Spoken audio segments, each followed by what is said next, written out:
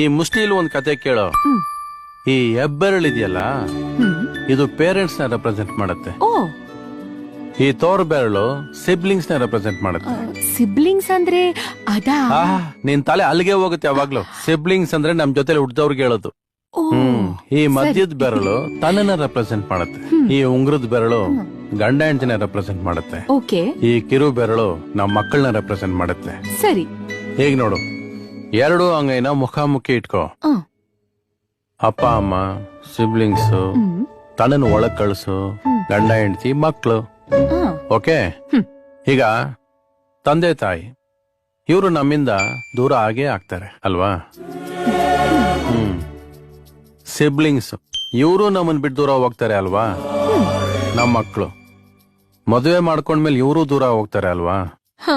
ಅದೇ ಈ ಗಂಡ ಹೆಂಡತಿ ಸಂಬಂಧ ಇದೆಯಲ್ಲ, ಇವ್ರನ್ನ ಬೇರೆ ಮಾಡಕ್ ಟ್ರೈ ಮಾಡು. ಆ,